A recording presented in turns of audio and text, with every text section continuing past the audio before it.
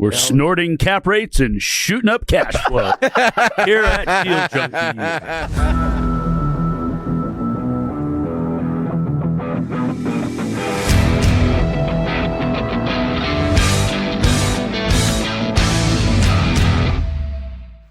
Welcome back to Deal Junkies. He just lit up. That smile. It's so good. Happy guy. Gosh dang, I love saying that. I was just listening to one of our old episodes. I said the same thing. I just get so excited when we sit in the studio together. I'm Gabe Johansson here today with Mr. Mike Nuss and Dane. Dane is with us. This is weird.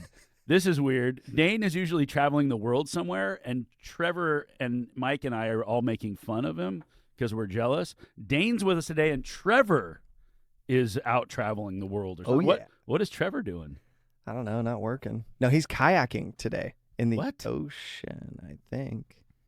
Can you do that? That doesn't sound very safe. I don't know. He can. I'd love He's to an watch athlete. Trevor do it. Kayaking in what ocean? Trevor's looks really awkward for the first 5 minutes that he does something, and then he's way better than you. That's how Trevor works with everything. It's like why? Like when he was wake surfing, he looked so uncomfortable. It's because wake the surfing. computer program has to install. To work. The algorithm has to work through the nuances of how do you kayak, and then once it gets it, So much better. it's robotic generative learning. He has it. Yeah. No, he's such a good athlete, but you would not know it if you saw him do something new. He can't open his arms all the way. How do you row a boat when you can't open when your arms are? It's all abs. He's kind of a T-Rex. So, this is for you, Trevor. You're not here, so we're making fun of you. Knowing that he can't open his arms all the way, solves a lot of makes a lot of sense. Makes a lot of sense. Yeah. The way he moves and stuff. Oh, yeah. Because he looks a little awkward. That's only one. Yeah. That's only one part of it. Sometimes you look at him like, well, you're tall. You can probably jump. Okay, I can see you being a good basketball player. He can run 100 miles. Yeah. Yeah. Well, almost. he's gonna. He's working. He's working towards running 100 Yeah. miles. Yeah. He said you could talk about him today on the show. He did. Is that what we're Yeah. doing? Yeah. Well, I'm listening to the episodes where I was gone for now. Yeah. The starts Oh, of them. You like that? Yeah, When we're the making whole. fun of you. Well, even before we actually start the episode, and I'm just listening to the banter back and forth. All right. Dane and Kenya. All right. Did you Rain guys today. make fun of me last week when I was gone? We don't make fun of you too much. We're scared of you, Mike. You're too important to make fun of. Oh shit. So what are we doing? We're gonna have an episode today. Dane wants to talk about mindset. Is that right? Mindset? Yeah. So Trevor oftentimes when we have him in the room and we start talking about things like this, he sort of falls asleep. Yeah. So we're gonna do an episode just like when I'm not in the room, you guys talk about entry-level investing and things that you think that I would be bored talking about. Which I don't know if that's You like This that might be the episode. magic of a 4-person show is that we have We these can times. rotate out. Yeah. Yeah. So we're going to talk about, Dane wants to talk about mindset. Mike and I are going to give him a few tips, hopefully on, We'll see. we're going to help set your mind. Yeah. Tell us what you think mindset is. Well, mindset specific to real estate is Okay. what I'm looking for. I think I have a good mindset, life in general, but then when it comes to work, there's been a big back and forth. Yeah, in we noticed when you show up to like 25% of our podcasts. No, Because yeah. you're out traveling the world. We're like, Dane's podcast mindset is not correct. He's No. just living in that fire mentality, baby. That's kind of the mentality, and part of it came from the fact that I watched my dad not take any trips from the time that I was baby till like 2 years ago. And then like 2 years ago, he just decided to start taking trips when he could have the whole time. They could have been, him and my mom could have taken weekend trips or even week-long trips for the last 10 years, maybe 15 years. But then recently, he kind of made the decision like 2 years ago when I got out of college, or 3 years ago when I got out of college, that he was going to take at least 1 week-long trip every quarter, and then more often than that, kind of do like fun, like go to concerts, like visit places nearby that he's wanted to visit on the weekends. Where'd that come from? Like, did he just wake up one day and go like, I forgot to have fun? Yeah. No, that's exactly because he just loves working. Yeah. Like he's addicted to work. Well, because you go stand at the concert. if it's me and I'm just going to sit at the concert and look at my phone and see if we got any deals. Like, I don't care about the concert. I know you're like that. I don't know. Ever present in the moment? That's what. Well, so my dad was like that too, where like we'd be in a movie and you could just tell that like the last thing he was thinking about was the movie. He's thinking about work. He's a workaholic. Yeah, he's a workaholic. He loved it. Yeah. And then somebody asked me if he loved his job, and I was like, no, he loves to work. Yeah, he could be doing anything, and he'd work harder. Maybe not. What? So maybe not. Which part? What was Grandpa? How did Grandpa role model it? So what's going through my mind is I'm so happy for you that you figured this out at a young time, because what was modeled for me was exactly what was modeled for you. I didn't figure out until my kids were teenagers. Yeah. Right. And so I missed this entire period of time to build these core memories and experiences and then instill in them the adventurous side of life and travel. Mm-hmm. And so you figured it out at a young age. I like to work, but that's more a byproduct of just, it's not ingrained in me. I was never modeled of, hey, yeah, you got to go experience the world. You got to do this. You plan ahead. And because my dad was a worker, and it wasn't because he loved to work, but no, he needed to have 2 or 3 jobs. Yes. Yeah, that's the other point. Like, I mean, you have to have money to travel. Yeah. You have to have freedom. Not all jobs and not all bank accounts are going to allow you to do the things that we want to do. So, like, my dad may have had enough money to go on trips, but he wasn't really into traveling. The only time we went anywhere was for a business trip, and luckily, those happened in Maui or whatever. Yeah. So as a kid, I actually got to go somewhere, but it wasn't for just, hey, mom and dad are going to take me somewhere. There was a reason for it. And we never, we never did anything. We got in the car, we drove to go see family, or we went to a business trip. That was it. There was no vacation. Mm-hmm. Let's go explore. Let's go adventure. So it's not really in my DNA. These guys are trying to get me to go to Sweden and Norway in a couple of months here, and my wife Jan was working on the tickets the other night. I'm like, Jan's awesome. I texted these guys. I'm like, cancel this trip. Let's go to Shasta Lake.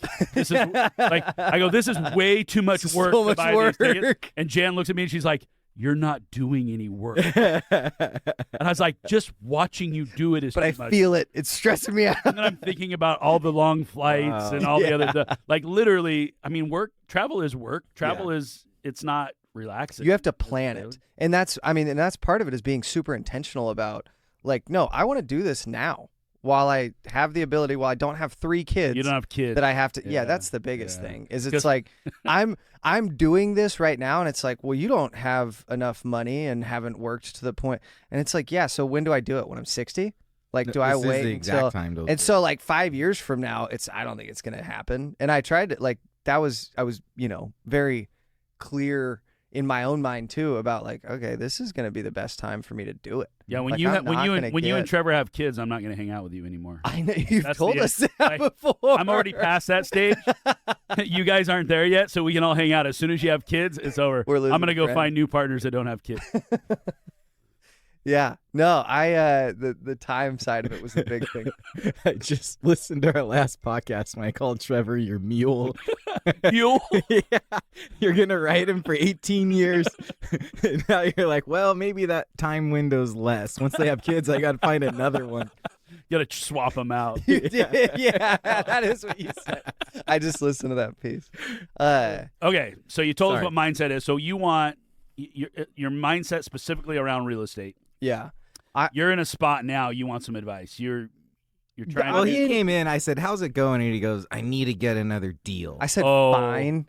Because I'm fine. This is because I'm rubbing it in on other deals that I'm putting under contract. I told him that it was. You see how that works? Yes. He goes, I'm really mad because Gabe's in all these other partnerships, and they're firing right now. They got all these deals in escrow. And he starts going there. He's like, Trevor and I, we just closed a couple deals. I'm like, yeah, you did just close a couple deals. It was with Gabe, too. Yeah. We closed a couple big deals. So he's already forgotten 2 weeks worth of, great experience. Now those are just stress. That's all the dopamine wears off in about like 2 hours. And now we got to worry about running. It's just work. Yeah. Now that's work, and I just want another deal because getting the deal is the fun part, and then managing it is the brutal part. I hope everyone gets the gist of this, which is buying real estate is fun. Owning it sucks. Well, you got to build a team to go run it, so you can do the fun part. It doesn't suck. It's just not fun. And we're in the phases on Well, not even one of the deals I haven't even seen. I don't. You know what it reminds me of kind of is like it's like a relationship with a spouse. Like you kind of, when you meet, it's exciting, it's new. There's sort of that honeymoon phase. You can't keep your hands off each other. And then as things go, it doesn't necessarily get worse. It just changes, and it becomes sort of this relationship where now, maybe there's more trust, and maybe there's other enriching things that happen and fulfilling things that happen in that relationship. But it's not the new, exciting dopamine hit that you get in a new relationship. Buying a building is very similar. Like when you find the deal, it's like, oh, I got this new prospect. I love this deal. We're excited. We kind of go through the due diligence period, the escrow period, and we close. And I think I would say that, well, hopefully we close sometimes. Oh, no, that's not why I was making that face. Oh, okay. I was making it very different. Okay, so you get to that point, and I think sort of like the day you close is kind of the end of the honeymoon phase, because now you own the building. Honeymoon's escrow. And now you're like, now I actually have to like do something. This is marriage. This is when the work begins. Now I have to commit, and I have to perform, and I have to do all these things, and it's not as new and exciting. It's still, you want to own the buildings. Without owning the buildings, we can't get to where we want to go. But the fun part for us as deal junkies is we love to go find deals, win deals, get them into escrow, get them closed, and then from there, I think it's important for us to make sure we realize that the part that we're really excited about is probably the part we're good at. Usually what you're passionate about doing and what lights you up is the part that's your skill set. That's what your natural gift is. So we're not naturally gifted to be asset managers running around and making sure every little thing is, the rent roll's going where it needs to go and all that. Once we get a deal closed, you've already forgotten about it. We closed 2 deals in the last month, and you're already like, I'm bummed days. I don't have enough deals in escrow. No, I know. It's not good. It's not good.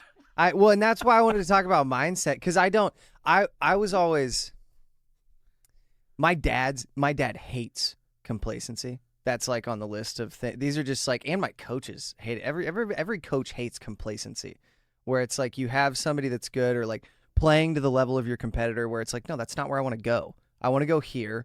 And so I can't be happy with but also I don't want to not be happy with where I'm at. Well, because I know I'm in a good spot. There's a difference between complacency and contentment.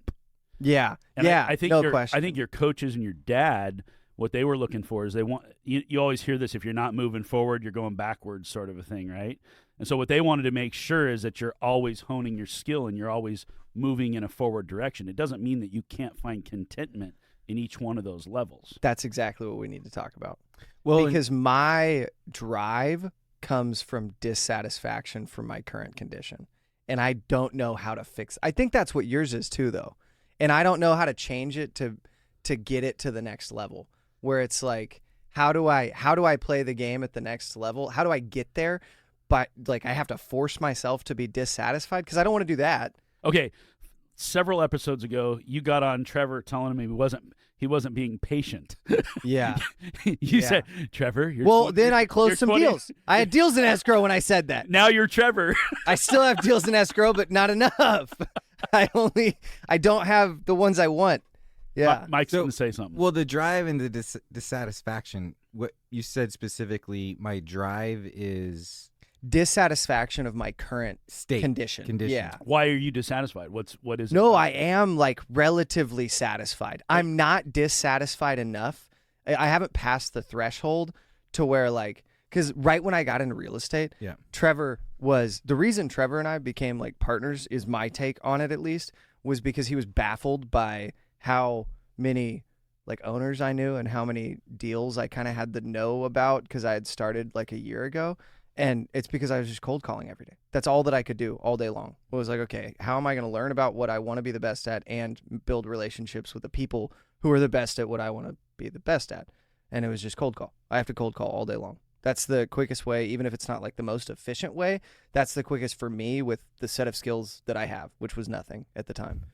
It wasn't. And even like now, it's not. I mean, it's You had more skills, you just needed them honed specifically for towards your- that. Yeah, I needed to become a specialist instead of the generalist. Like I Mhm. had an understanding of what investments were, but I wasn't a specialist in multifamily. And even like frankly, at the start, I didn't even really want to be a specialist in multifamily. I was more there was appeal towards like commercial tenants that don't, that aren't annoying and you have to evict, and it's like, and that went away pretty quick. But once I saw the numbers on it, from a brokerage standpoint or from an investment standpoint, you wanted to from buy? both. The only reason I got into brokerage was to invest. I've never gotten into a profession that I didn't see like the 10 years or 20 years down the road leading me to the end game that I wanted. And so I worked at Dutch Brothers for like 2 years, but in my interview, like they were asking me why I wanted to work here, and I was like, because I want to own a bunch of these. Like that's why else would I work at a coffee shop? Mhm. Like I want to, and I didn't even like looking back how awful that sounded. Yes. But I was like, They hired Let me you. just they let me offend you, I person was hiring like, me. well, no, and they were like, oh, that's awesome. Like, well, because the people in management kind of had the same Yeah, idea, that makes right? sense, yeah. And so, And that's a if company you don't get to own one unless you become a manager. well, and at the time I didn't know that, and yeah, and you have to become a manager though, and so you can still operate and then kind of own a piece of it and get a profit share. So that was still appealing. I mean, I still considered doing that for a while. So But you've already got you have an end game in mind. yeah, I mean, I never wanted to get into something that I felt like there was a ceiling on it. Ceilings always really scare me because again, the dissatisfaction with my condition is what like current state is what pushes me to get to the next one. And if I don't see the next one as being worthy of putting effort in to get to, then I'm going to do the minimum amount of effort to stay where I'm currently at. And I don't like that feeling. What's your end game? My end game now? No, what? Well, just in general, potential spectrum. That's what you're talking about, is the spectrum of potentiality, right? Yeah. And I think that's where kind of dissatisfaction comes from, is you're looking at my vision, where is my potential? Like just innately as a human, not you specifically, but as human beings, okay, what is our level of potential? And we all have a different definition of success based on achieving a certain level of our potential. Like a high D, they have to get 100% of their potential. Well, guess what? I'm a pretty low D. I don't give a fuck about 100% of my potential because that isn't going to fulfill the life I want to live.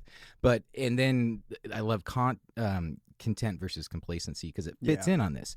I talk to my 17-year-old about this all the time when we're working in the yard and doing the garden and just moving slowly in this, and she's trying to get a job and be employable. And it's like, well, the employer wants to see you move faster because they relate that to effort, and they relate effort to production.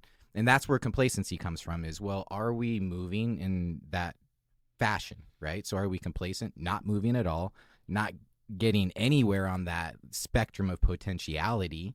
And then do we fall in this really higher level of dissatisfaction?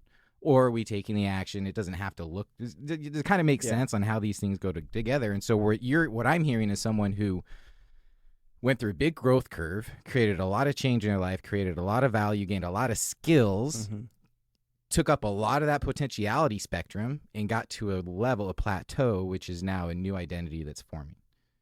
Yeah, that probably is what it is. Does that make sense to you? Because I think that is I have a question. a good way to put it. Is discontentment and dissatisfaction the same thing? No. I mean, no. So you can be content. Ooh, they're But like cousins, yeah. But not be satisfied with where you're at. I think you can be. I think they might be the same. You think it's They're the same? close enough. Yeah. So okay, so you're in game. You don't want to be an employee. You want to be entrepreneurial. You want to have no ceiling. But like, why? What is the actual end game? Are you trying to be wealthy? Are you trying to be powerful? Are you trying to be famous? Are you trying to be free? Like, what's the DNA in there that makes you have that end game? I think it's because I've always enjoyed leading teams, and I didn't realize that until, well, actually part of it was spending a lot of time around Mark Gallegos, because he's so good, and you are too. I just haven't seen it from like the actual, like the property management side. It would probably be much more obvious to me. Where, even on the brokerage side, you putting people in the right position to do what they do best. And you always, when you describe people, you always say like what type of person they are. Like that. No. They love that because they're this type of person. And that's the thing that's going to make them the happiest. And you can just like see it. And I'm not as good at articulating it, but I think I've always had like a feeling for it. Because even on teams, like I never was the best athlete, but our teams always performed well just because I was good at like getting people excited. You're the team leader. Yeah, You're the rally guy. I was never the best athlete. Like I mean, clearly. But I was just like I always had really good teams. Inspirational. Like, it's the most inspirational player. The glue to the team. Yeah. No. And we had other kids who played the same position who were better than me at the position, but then the rest of the team didn't perform as well when they were out there. And it was like, I don't know what to tell you. Are you saying you're Rudy? Like, yeah, that's what it was.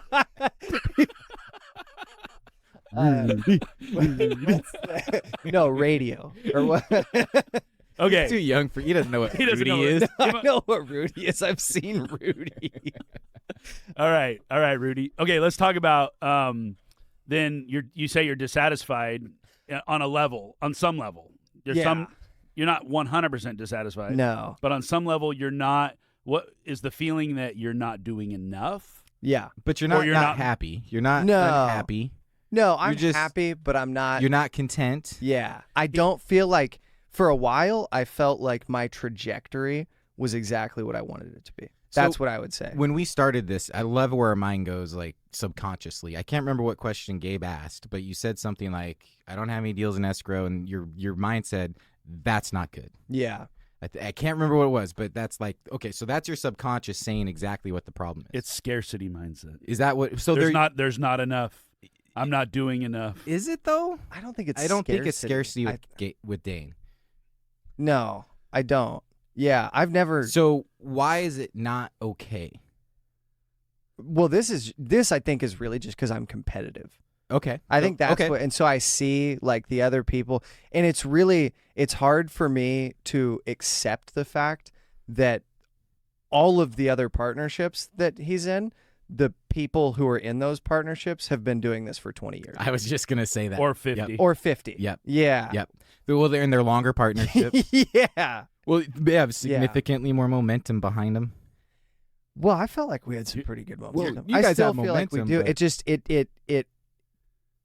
it's hard for me to like wrap my head around that. So this is because we're in the same market. Yeah. And so in my mind, and I'm calling all of the brokers. Yep. I know most of the people who own the deals that I want. Yep. And I just haven't called them, I guess. Do I need No, it's just it's the comparison, right? So you're comparing yourself to someone else, which there's people like, you don't compare. No, fucking compare yourself, but don't compare yourself to the point where you're judging yourself. Comparison should be a measuring stick, not a judgment of activity. Does that make sense? Where not a scale. You can look at those other partnerships and say, okay, well, they're doing this, we've done this, and you're saying, okay, well, how do we get to that? Not, man, they've got this partnership and I just need to do better because I need to do better. No, you're doing your role really well. You're just in between deals. That's why I say it's scarcity, because I see I think there's a win-lose in there somewhere. And I think that you have to realize that everybody can win. There's plenty of deals for everybody. There's plenty of money for everybody. It's a lot easier for you to say that. Yeah, dude. I'm not the one under contract on all the deals right now. But when I was in your shoes and I didn't have the deals and everybody else had the deals, I had to program my brain to go, that's awesome that they have those deals. That means there's deals out there for me too. I just have to go find them. Rather than, oh, man, they have a deal and I don't have a deal. That, to me, is scarcity mindset. It's a win-lose. Yeah. You have to become a win-win. You have to program your brain that everybody can win, and you're going to win. And I don't. You know what really it lacks? FOMO. I agree with what you're saying. I think it's not. I think it's that because other people are doing deals, which is awesome. I know that there's deals out there that for whatever reason I'm not finding. Think about everybody listening to this podcast. I bet you the majority of them wish that they could just buy one of the deals that you've bought, right? And you've done multiple deals. You're 25 years old. Yeah. You're traveling the world. You've got 80 doors already. Like, you no longer qualify for the BP Rookie podcast, so we got to get you on soon. So yeah, you need to make a phone call. I know. Let's do that after this from the parking lot. I think part of it is you have to have gratitude. You have to be thankful for what you do have always, right? We have, even if you didn't own a single piece of real estate, you still have your health and you have, you know, you live in America. There's all these things, right? You're like, so much more emotionally full than Trevor is. No, I do. That's just because That's not the mindset. Dane's on a different part of the spectrum. He's more autistic than Asperger's. Than burgers. So I think you need to find, I'm not saying you don't have gratitude. I'm just saying that that's part of it. Having gratitude for where you're at, knowing that this is not where you always want to be. That's what I can't grip. There's something churning underneath you that's saying, I need to do more because I need to accomplish more, and I'm not moving as fast on my timeline as I want to be. So how does your personal vision align with your company vision? Because what I've heard over the past few months is you guys have gotten really clear in the business, where it's going, what your roles are. So I imagine you're pretty clear on where you fit in. Yeah. You have a great idea how to measure your level of success, whether you're putting as much into this partnership as everyone else. How does your personal life align to that, and the vision of your personal self align to that? Is there congruency there? So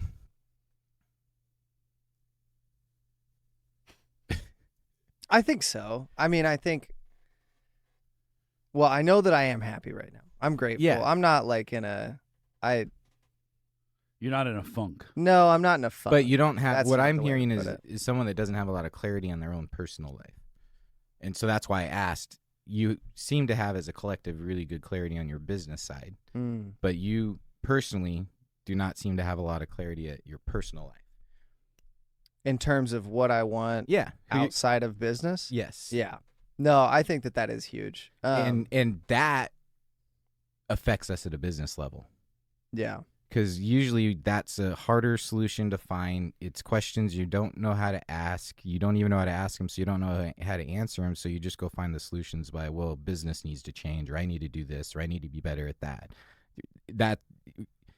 We're not ready and prepared. Again, it's the fucking alignment statement, right? So you're just not prepared to then really get in that part of alignment. So the easiest thing to do is now tinker with this that you are doing well in. And you're a deal junkie. So even if you did 5 more deals right now and we closed them, 10 minutes later you wouldn't be satisfied again because we need to go find more deals. Like that is there isn't enough. Scarcity. So no. I mean, there's there's never enough for us. There's always enough deals. There's always enough deals, and there's always enough money. Yeah, but that's why I say it's never enough. If I go to the concert, yeah, why am I looking at my phone when somebody sends me a deal? Because that's your drug. That's my drug. That's what I do. I do deals. Like, I'm excited to go to Sweden, but you know what we're going to be talking about the whole time we're there? Deals the whole time. Deals. Yeah. We're not going to be talking about Swedish things. No. We're going to be trying to buy buildings in Sweden, probably. Like, I mean, it's just the way we're wired. I don't think there's anything wrong with that, but it's important to know that is an appetite that can never be satiated. There is not enough. So you start off on smaller deals and you go to bigger deals and bigger deals and bigger deals. And here I am, the culmination of 10 years of investing, and I've done it, at a level that most people probably, the speed at which I went and the intensity in which I bought real estate, most people wouldn't do. But 10 years later, now the culmination of all of those partnerships and all of those deals and all of that equity and everything that happened led me to a point where finally, after 2 years of not really doing a lot of deals, suddenly out of nowhere, we had 3 big deals just land in our lap. Mm-hmm. Okay, well, that was a great week, but you don't see the decade that led up before it. You're not even thinking about the 2 years before where we didn't hardly close a deal because you couldn't, right? Mm-hmm. And so things are picking up again. I think that's a good thing. Yeah. And usually you're always just one step behind. There's always, we talk about this. We're a startup. Our new partnership is just brand new. When did we start? 2 months ago? 3 months ago? 2 months ago. Okay, 2 months ago. 2 months ago, we bought a boat. Dumb. Dane already crashed it. But we have a lot of fun. Didn't sink though. And we broke the wakeboard rack off the side. We did something else to it. I can't remember. Didn't you break Trevor's hand or arm or something? We should have bought a much older boat, I think. That's what we had. I told you it was perfect. It's not good enough. I was dissatisfied with the old boat. We had to get a new boat. So we buy a boat, and what's the next thing we do? We go out and we close on 2 big deals. 2 big deals, 42 unit, 18 unit. To us, those are big deals. Yeah. We did that in 2 months. Yeah. I mean, there are it was quick. There are investors out there that'd be like, we're cool for a year or two. They wouldn't even go look for another deal. We just closed these deals in the last few weeks, and you're like, you need to I do need some another bad deal. deals. Get some bad deals under your plate. That is what real estate. I was thinking about. Trevor's arc, his character arc in the book that will be written about Trevor. And it's like, it is so funny to look at how it's changed just in the 2-3 years that I've been partnered with him. And you in the same boat, like looking at really fired up to do his first commercial deal, Trevor, to like pretty content and retiring at 24, Trevor, to losing all of his money, Trevor, to I'm going to start a $1 billion company, Trevor. And I believe him. I mean, he's so good at just like, no, this is the thing I'm going to do. Yeah. Like, this is just what I'm going to do. Yeah. he instills confidence somehow. He gets really aligned. I think he has a super. Because his personal and his business are the same thing to him. Yeah. There's no distinction. But poor Trevor never thinks about anything other than a deal. I mean, at least when I eat dinner, or, you know. Is this like, true? I mean, you can be present? There are things that I think about besides deals. When I'm working, that's all I want to do is do deals. But I do have a life outside of deals. He's never. Did you know that he like can't make a distinction between the same like type of food? So if he has like a burrito, it's like every burrito is the same to him. Oh, really? Yeah. I didn't. And like we would go to Thai food places and he would just like whichever one we were closest to, he was like, yeah, because I like chicken pad Thai. And I was like, no, you like it from here. And he was like, no, it's the same everywhere. They all make it the same. And I was like, what? Like, there's no distinction. It's just all food to him. I get That's that. why he ate I Chipotle understand every that. day I understand. for a year and a half. Like, I can appreciate good food, but I also understand that, which is Yeah. just like, I want pad Thai. It doesn't matter where it comes Don't from. care. You know? Yeah. You don't have enough bandwidth in If your it brain. sucks, it sucks. Yeah. Yes. Yeah, it's like, Yeah. I got other things to think about. I really don't care if it was in 5 instead of an 8. Doesn't change my day. Unless it's supposed to be like a nice dinner and you want it. Well, then go be intentful. And Yeah. I think that's why he was dissatisfied with Cozy Taberna, though. Anyways, we digress. No, that's because it was like a $200 steak. No, Jaron ordered a $130 steak, and Trevor almost threw up. They brought the steak out, and Trevor looked at it, and he goes, I said, you should try it. He goes, He goes, that's like 13 Chipotle bowls. Yeah. He couldn't process why it cost had nothing to do with how it was cooked. No. Wow. I love that guy. Trevor, we miss you, buddy. Okay, so how do we help you on your mindset? No, I feel better on that. The decade thing really, it does help. And just like, I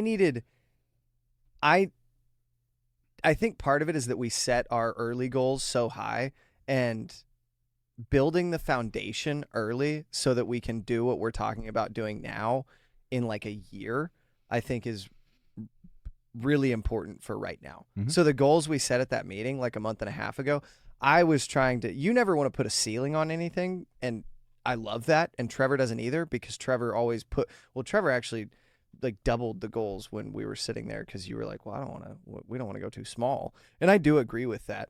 But then the actual act of doing all those deals and being able to readjust for a specific quarter so that it still aligns with your 10-year vision of what it can be, I think is the hardest part in the short term. This is what I hate about goal setting. And I know everybody's going to disagree with me on this one, but the whole like quarterly, yearly, 3 years, 5 years, 10 years, setting yourself up for that leads to dissatisfaction, because you're now chasing some artificial thing that you set out. You're not letting the universe guide you.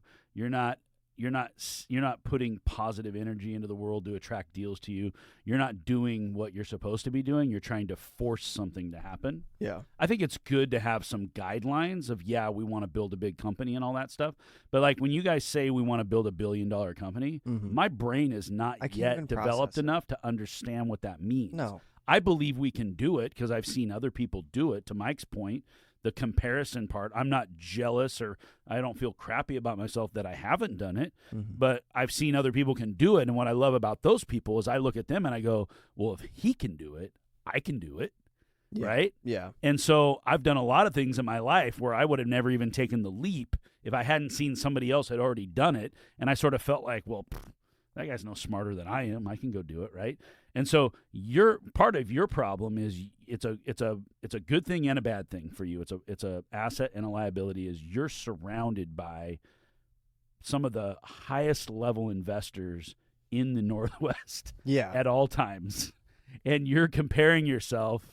You're starting out on your journey and you're doing really great for getting going, and you're part of a really great partnership, and you've got yourself into a situation that almost everybody would be envious of you. Yeah. And so, you know, I mean, I don't think you give yourself enough credit for where you're at, but then you're going like, oh, Gabe locked down $30 million worth of deal this week, and you're like, stupid. How come I can't go find a $2 million deal? Yeah. And it's the wrong comparison. Yeah. No, and I think that's part of what I don't like too about the dollar amount on the goal in the quarter, or I don't know, is that when the dollar amount gets so big, then I feel like I have to do something different than what I am currently doing or what I should actually be doing, because I need to get to the next step before I'm ready to be there. And that's the slippery slope of saying I want to build $1 billion business. Yeah. Now we might look at a $5 million deal and go, that's not big enough. Yeah. Guy. It's like, no, we find a good $1 million deal, $500,000 deal. Yeah. I mean, we got to have a buy box and all that stuff and figure out what serves us best. But having those big numbers in our brain, I think that everything compounds, and if we try to start at $1 billion, we're not going to get there. Well, yeah, that's what you got to chunk it down.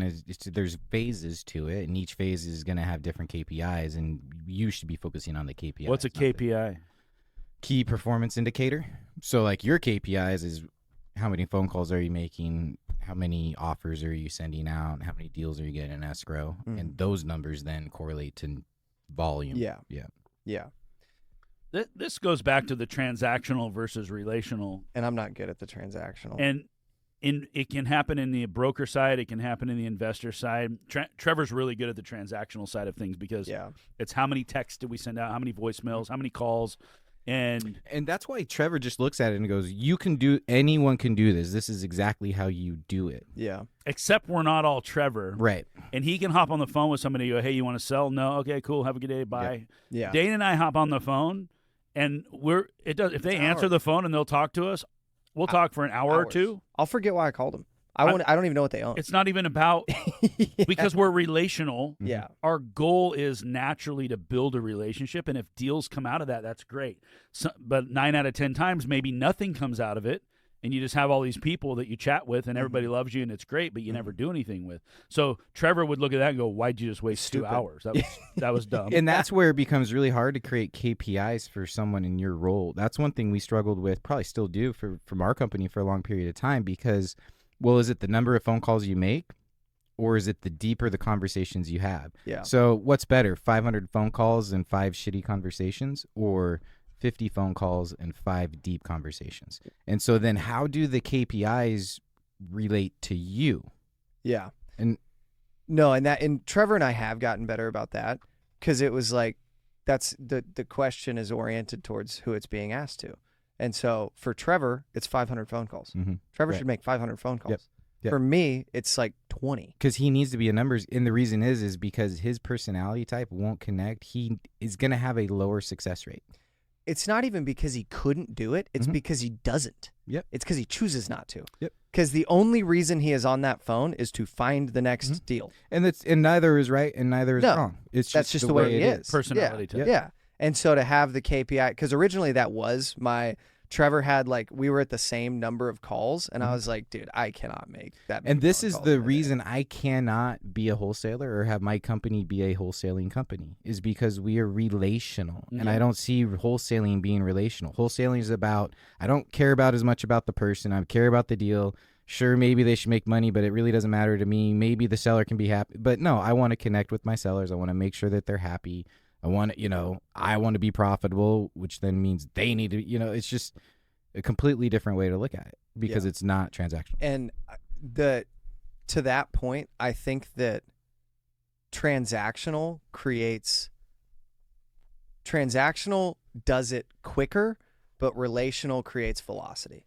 And so relational long-term is what creates the velocity of a company. Yeah. Because people only want to do deals with people they're friends with. I love this segue into the difference between residential and commercial. When the whole NAR came out, when we recorded that episode, where my mind went is residential brokers are taught to be extremely transactional so they can get transactions going to then ultimately build relationships so that they can do 1 or 2 deals in a lifetime with a client. That person.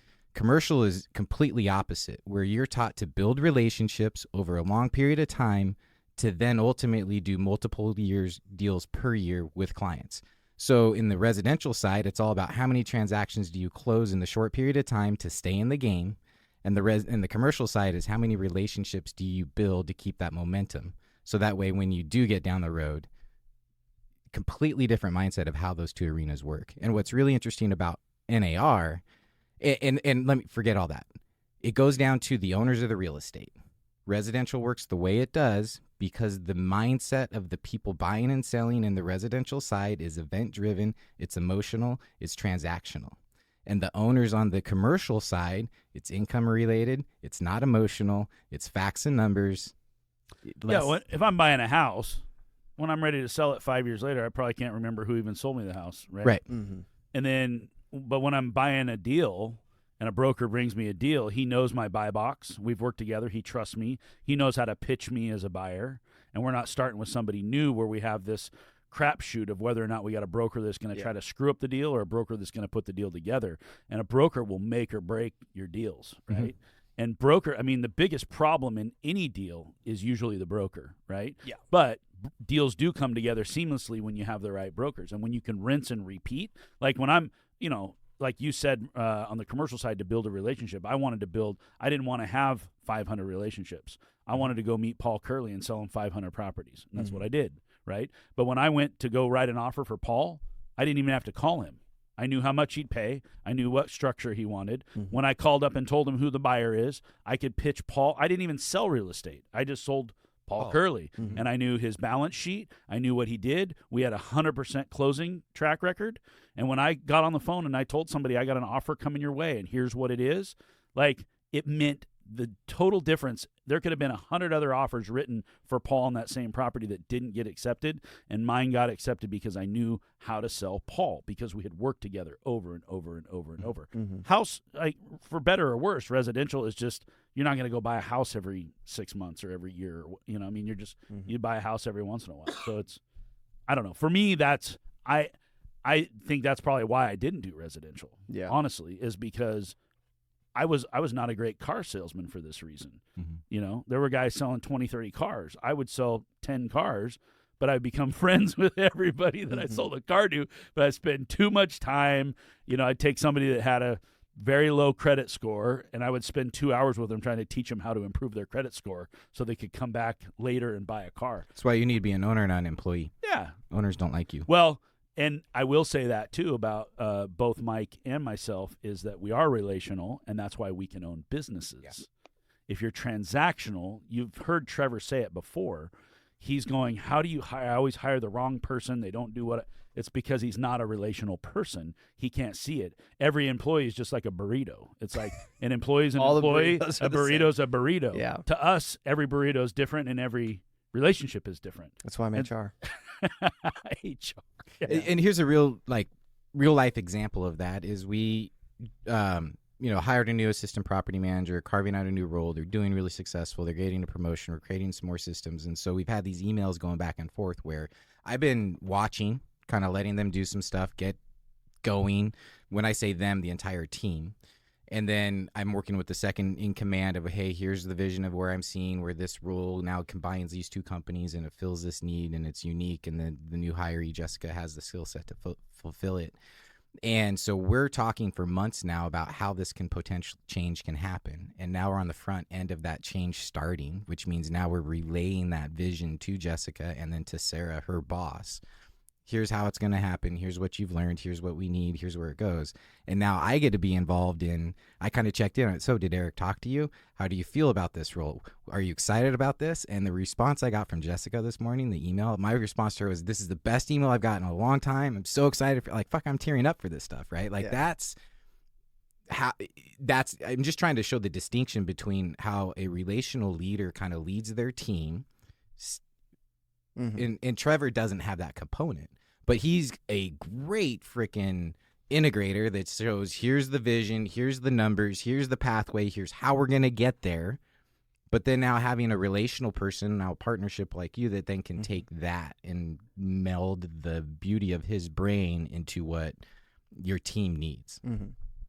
No, and Trevor's a really, really good friend. Just for everybody listening, Trevor is a really, really good friend, but he has purpose in all of his friendships. He's a robot. There's a very clear value for that relationship we love Trevor. Oh, I will say, I have friends where if you were like, why are you friends with that person? I would just be like, because I've known them a long time and they're fun to talk to. Somebody I like talking to people.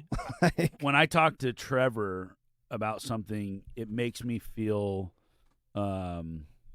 more confident. It makes me feel more safe around doing a deal. There's a reason why I wanted him to be my partner. Oh yeah. He offered the opposite of what I offer, right? And so I can see the human side of things and he can see the data side of things. And there's both. It takes both to understand how to put deals together. And so I think like the way Trevor responds to a question, it's not necessarily being overconfident. He just says, "Oh no, here's what the data says, and this is what happened." It's black and white. And to somebody like Dane and I, it's like pick up 500. If I pick up the phone and I call 500 people, I'm going to do a deal. It's like to me that doesn't even register in my mind. If I pick up the phone 500 times, I'm going to want to. I'm going to be dead. I don't want to make 500 phone calls in a year. Yeah. If I pick up the phone, all I have to do is talk to one person. I will find a deal. Somebody that answers the phone that'll talk to me, that's all I need. I just need one. I don't need – I was told, like, you got to call 20 people a day. You got to make your – I think Marcus and Millichap has a rule. They have to call 150 people a week or whatever. Gosh, dang, that's such a horrible model to me. No, my peak cold calling day, and this was actually like everybody's like, oh, I cold called for 8 hours. No, you didn't. You're lying. Nobody cold calls for 8 hours. You maybe cold called for like 2, and then you like looked for some property data, and then you like went to lunch, and then you came back and cold called for like another 2. I cold called for like 6 hours just straight after lunch one day. I was fired up, had an early lunch, just cold called. Wanted to get it done. Needed something. I called 43 people, and maybe 10 of them answered. And that was 6 hours. And that was the biggest day. And that was straight. I had all the phone numbers laid out. And how did you feel at the end? Oh, just drained. Yeah. Yeah, totally drained. Yeah. Because I had, of the 10 phone calls, 2 of them were like 5-minute conversations with dudes who were angry and old that accidentally picked up my phone call because they thought that I was somebody important, but I was just a broker. And then the other 8 were like hour-long phone calls. And that's why it took me 6 hours. So did those phone calls get you fired up though? Yeah. No, and I can tell you like which deals came from that, or like which people I'm connected to because of that. Because most days I'd call like 10 people. So it was a valuable day. Yeah. No, it was a valuable day, but I could not do it every day. I would be fine to talk on the phone for 15 hours a day, as long as it's somebody on the other end that wants to talk to me. I always talk about hope for gain and fear for loss. And so when you call somebody and they're not expecting your call, it's not a scheduled call. You're not in their phone, right? They have no idea who's calling. I can't believe people even pick up the phone, to be honest with you. No. I think it's crazy in 2024 that people actually will pick up the phone. It's certainly a generation that just picks up the phone because it rang. Yeah. But where was I going with that? Hope versus the fear of loss. So what is the hope for gain for them when they pick up that phone? I mean, to me, the fear of loss is you're going to waste their time, you're going to lie to them, you're going to tell them about a deal they don't want, or whatever it is. Most brokers are picking up the phone and they're going like, "Hey, do you want to sell? You want to sell? You want to sell? You want to sell?" Who wants that phone call? It's like, if I wanted to sell, don't you think I would call my broker or call somebody Like, Yeah. what kind of value, what kind of hope are you giving them for gain? All you're doing is saying, I'm going to help you hate me because I'm going to waste your time. And the first thing people say is now a good time to talk? Yeah. No. No. I don't know why people pick up the phone. Inconvenient. So Yeah. to call somebody that doesn't know you, like you, or trust you, all you're offering them is fear of loss. You're going to try to waste their time. Then you're going to try to sell their property and make a commission on it and take away their cash flow source and not, you know what I'm saying? Like all you're doing is taking value. You're not giving anything. Yeah. So why not call somebody up and go like, hey, we got a couple pocket listings and they're similar to what you own over here. We're wondering if you're adding to your portfolio. Would you be interested in knowing more about them? We'd like to help you build your portfolio. What? Whoa. Who is this? I got on the phone. Dane McKinney? Yeah. Dane. That's what we did. That's what we Maybe did. we should have coffee, Dane. Per your You have advice. You have pocket listings? Sure do. I am interested in hearing about your deals, Dane. Yeah. Anyway, so I think the same thing happens as Whoever gets 50 minutes into this episode, they just struck gold. So then Jamie Mansfield, you better fucking listen. give them something. Add value. Yeah. Always be adding value. So now take that same philosophy and put it in to investing. Yeah. And you're going to call somebody. What is this? We're going to solve a problem for somebody. We're going to take somebody who is maybe older, who doesn't want to manage their property anymore, or whatever the case may be, right? Mm-hmm. And we're going to try to give them something. And, when you call somebody up, even if you wanted to buy their property, you could just say, even if you left a voicemail, you could say something along the lines of like, hey, I see your property over here. We own one down the street. We love your property. We're not sure if it's ready time for you to sell or not. But if you ever get to that point and you're interested in knowing what an offer might look like, we would be really excited to talk to you more about buying your property. And I mean, it's very kid glove type stuff, right? Mm-hmm. Like we just want to open the door so that when you're ready and it works for you, and hey, guess what? Maybe there's a number we can put on it today that'll speed that timeline up. Yeah. Right? That's also the best line ever. When somebody says that they don't want to sell right now. Oh, perfect. That's great news. Because I don't want to catch you right when you need to sell. I'm glad that I called you before it was actually time for you to sell, and so that I could be there and top of mind when it was time. Because I'm still going to be doing it. I'm still going to be here in 3 years when you are ready to sell. And so I'd love to prepare that conversation. There's so many of those that are out there right now, and it's in my calendar to got to check in on that guy in 3 months or 6 months. What's so genius about Gabe offering a pocket listing is you actually want them to say no. That's the best thing ever. Like, no, I'm not buying anymore. Oh, well, why aren't you buying any more real estate? I'm getting too old. I don't like the management of it. I don't like. I love the management. Oh, you don't want a deal? Yeah. What? Oh, yeah. Real estate, you don't want tenants anymore. Tell me more about your properties. Tell me about your pain points you're having in some of your properties right now. You don't have a handyman? Oh. What do you think about these new laws coming out? Oh, they're stressing me. Are you managing this yourself? Have you seen the laws change every single day this year? Oh, and then the other thing is, so when I call people, it's the exact same thing. I'm in your neighborhood. I am an owner in your neighborhood. I am a long-term owner in your neighborhood. This is what I look for. And it's an introduction to just, hey, we're bros. This is what we do. And now may not be the time, but when the time comes, I want to be the first phone call. Did I? Then you wait 10 years. Yes. You put 3 deals under contract in 1 week. Yeah. Is that what you did? Just one old style? Yeah.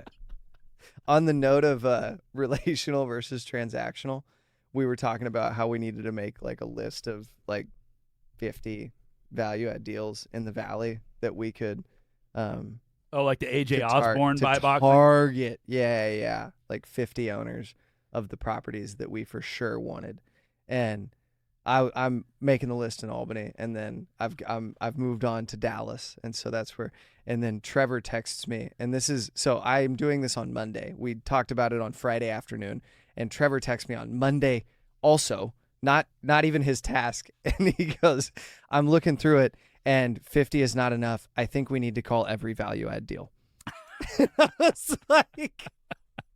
Totally forgot the game plan. We were going to write handwritten letters, but it's just that's not how We have to write letters to everybody. AJ took it from like hundreds of properties down to 10 each market. 10. He picked 10 properties in 10 markets. Yeah. I mean, that was So good. that guy is my hero. Just the way that he broke it down, and he says, I'm going to target these 10 properties in these 10 markets. But then we lose sight of that. Why would we take 50 and then go after 100? We could go after all the deals. That's kind of what we do anyway. Sure. But to AJ Osborne's point is that if you really narrow down your buy box and you know what you're looking for, you can identify. Now, it's a little bit different for us because in storage, he was looking for stuff that's way under rented, self-managed, owner owned it a long time, that sort of thing. In multifamily, sort of similar. We're looking for low rents. We're looking for somebody who self-manages, somebody that's owned a long time. But we're also, I don't know, there might be more multifamily deals out there than there are. Yeah, because multifamily works with sophisticated sellers too. Like the deals that you're doing, you want a sophisticated seller to understand it. Well, it's partially you want a sophisticated seller. Also, at a certain deal size, it's really hard to find an unsophisticated seller. And to your point earlier, where you were talking about, if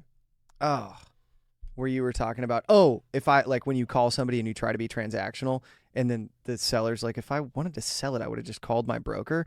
That realization for myself, but also Trevor, where like, no, if there's a guy who owns an 88 unit property in Salem, Oregon, he knows what he's doing. It's been around a little while. That didn't and if it fell in his lap because it's his parents, then he's got a really good attorney and a really good CPA telling him what to do. And like, we're not just going to randomly stump. Maybe there's one. I don't think so, though. I don't think so. Nope. We haven't found him. Right? Like, it looks. Yeah. Why are you looking for somebody that's unsophisticated? You don't want somebody unsophisticated, but you want somebody who's the unsophisticated side helps us on the value add front because they're overwhelmed. They're overwhelmed by the property. Yeah, so now you can take a guy that's 88 units, he's sophisticated, but he might be a slumlord. Sure. And that's his model. Sure. Or he may not care, or he may not have energy, and maybe those are my favorite people. Yeah, because it's burned out. Yeah, they get it, but they have the real estate that we want to own. Mm-hmm. So you don't have to. And they know you're going to take it and make a bunch of money on it. They know you're going to take it, clean it up, dump money into it, and raise the rents. But they've made their money on it, and they don't feel like putting more in. Yep. And they're just like, you know what? The time has come. I'm ready to take my payday and move on with life. Yeah. I mean, I was told that one of the best business models, and we're not slumlord, so I'll just say that. But slumlord is an actual business model. That's not just like something that we call people that are stereotypes. It's a terrible business model, but it is. I think it's terrible ethically. It's a short-lived business. It's terrible for the tenants. It's terrible for the community, and I think it's just it's a dirty way of doing business. But if you look at it on a spreadsheet, you can make a lot. No, I disagree with that. I fully disagree with that. Run through it. Okay, so let's say you buy a deal and it's nice, and that property produces income, and then it starts to fall apart.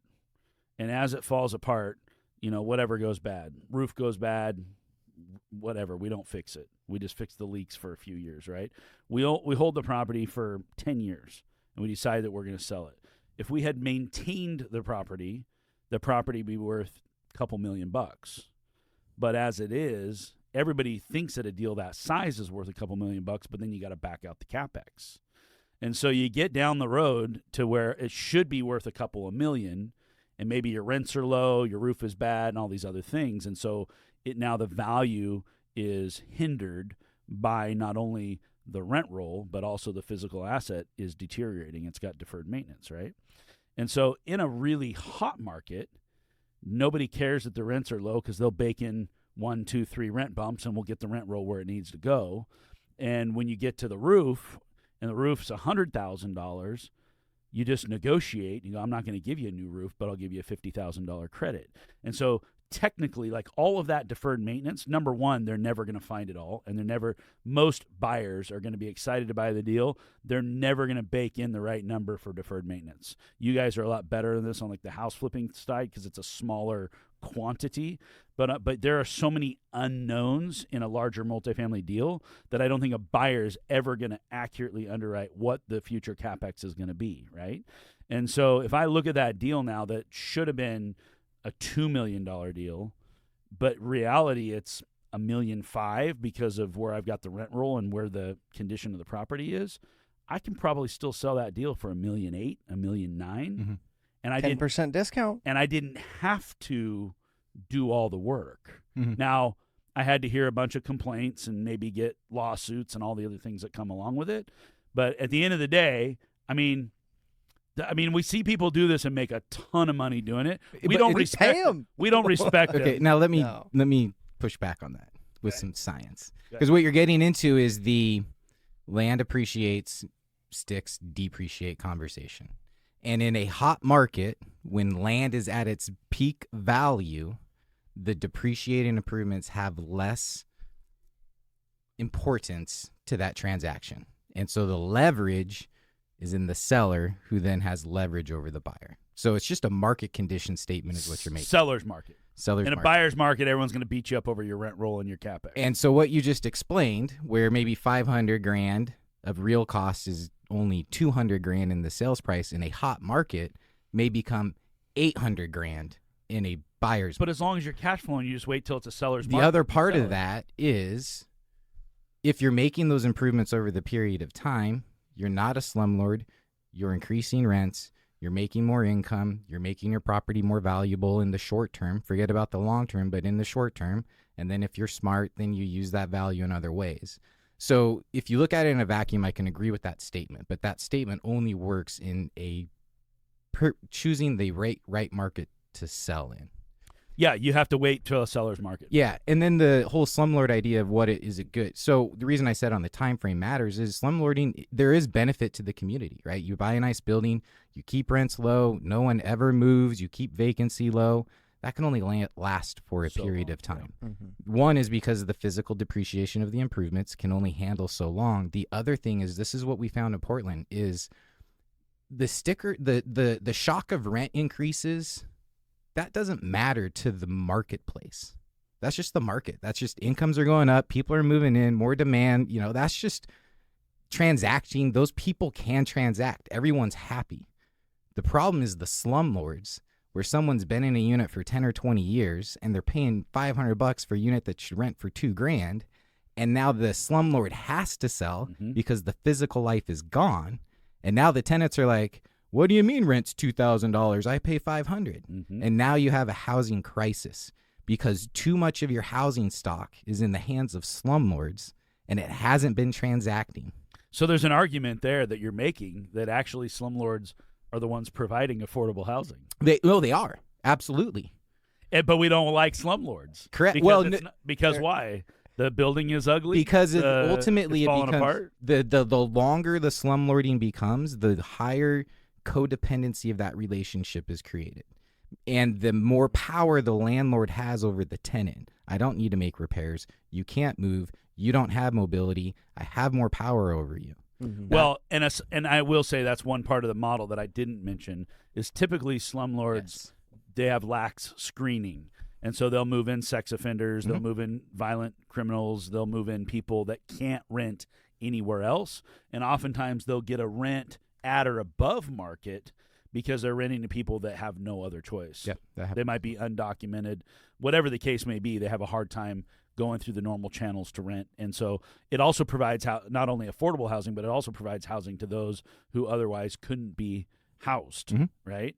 And so anyway, it's an interesting... It's a need in the marketplace. We're not slumlords. We buy buildings from slumlords. We clean them up, and we think like, yay, we did a great job. This building was crap. We made it nice. The tenants have a much better place to live.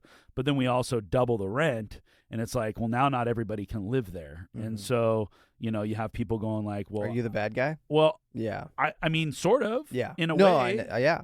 I think, we bought a building a couple of years ago, and 14-unit project, and nobody had a heat source in their unit.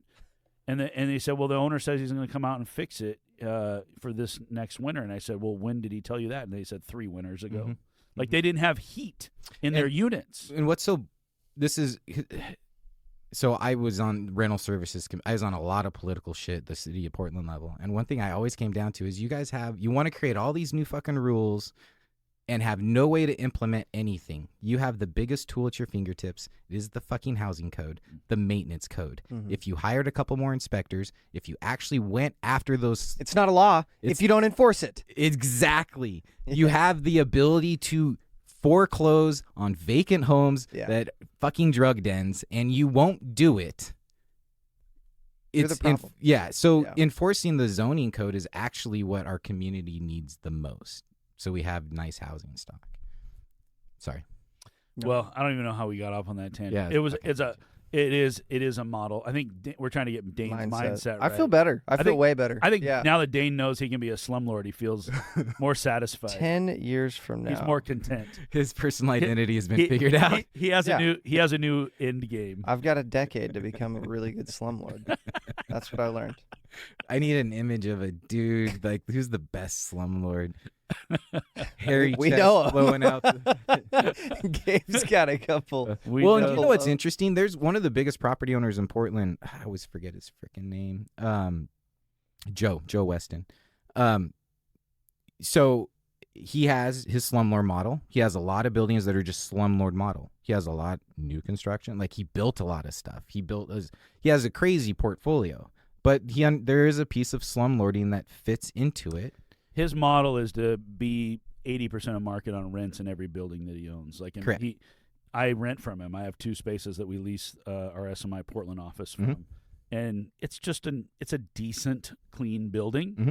But the rents are like you can't get those rents anywhere else in Portland. Mm-hmm. He beats out everybody else. And you're like 50% down that life cycle. Well, does that make sense? So, and I also think that he owns everything outright. Yeah, for the most part. I don't think he leverages and uses debt. And this is an amazing. I mean, He when you did. Look at he did in the beginning. Yeah, everybody has to. Yeah, but eventually he found a way to pay things off, and he owns a ridiculous amount of real estate. This is really cool. Free and clear. This is a really cool conversation. So you're in the life cycle. So he builds the brand new buildings, and then they are at market rent, and then he just lets people stay. And so over time, it gets to 90% and 80% and 70%. And so then his slumlord buildings, well, they are just older, and the tenants have been there longer, and now they're down to the 50% and the 40% threshold. But the reason I wanted to get onto this is so I've been speaking with someone, I haven't had a conversation in a while, but they're an heir to one of Joe's good friends. And that person's mentality was slumlord mentality. We don't use debt. We keep rents low. We want 0% vacancy. We do the minimalist of repairs. And that person right now is pulling their hair out because he died. Grandma doesn't know anything what to do. The kids don't know what to do. And now you own all these shit buildings that aren't worth anything. Yes. And it's funny because the conversation early on was the story that Grandpa said about Joe. Joe used debt. Joe increased rents.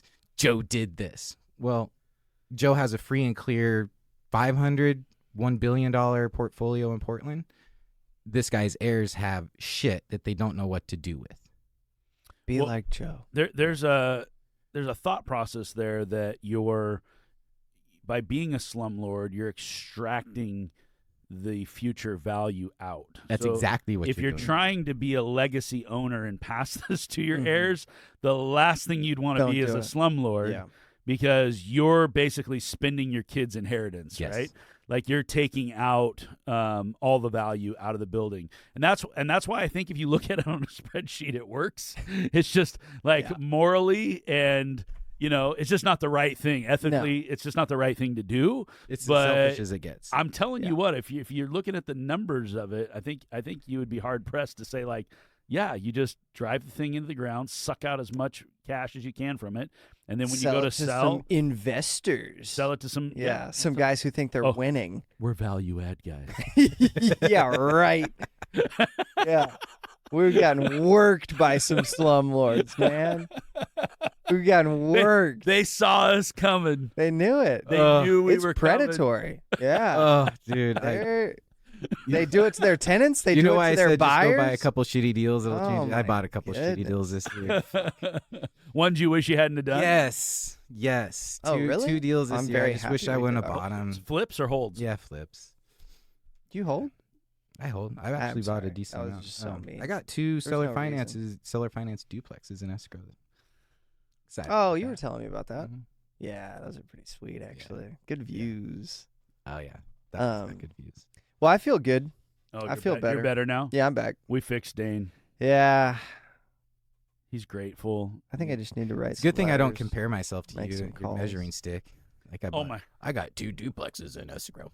So I've got a duplex in escrow. to put things in context, I bought my first shitty duplex when I was 39 years old.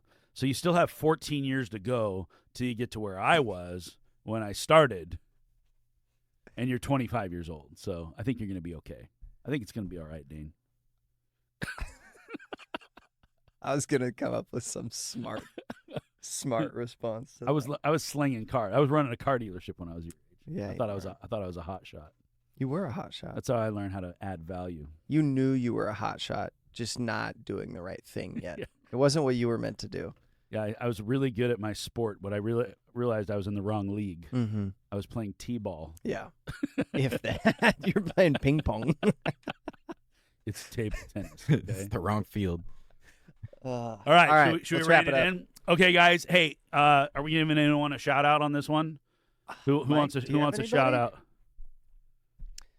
Uh, I'm blanking. Vesta Solutions. I was gonna say we should go Vesta. I think we did that are- last one. On the note of Dane's mindset, we should pitch Vesta Solutions, which is the course that, well, Trevor created, honestly, the whole thing. And he just runs you through exactly what he did to get into investing, and also kind of taught me how to get into investing. And then The robot can teach. Don't let He- anything we've said he can tell discount you the value that exactly guy can provide. what you should do. He- If there's a know, like, and trust, it's Oh, it's it's him. Trevor. Trevor's a Yeah. Trevor's a phenom. I would Yeah. give the guy the key to my house right now. Oh, my yeah. car, and maybe the login to my bank account. He's got all of You mine. hear that, Trevor? You He's get Mike's got bank all account. mine. What? How do we reach Vesta? If somebody wants to reach out, they're interested in investing. They want to buy. This is for newer investors Yeah. trying to get their first deal or First maybe deal, even second if deal. even if you've done deals. But- Trevor's done a lot of deals, so he can give you advice on at any step of the way.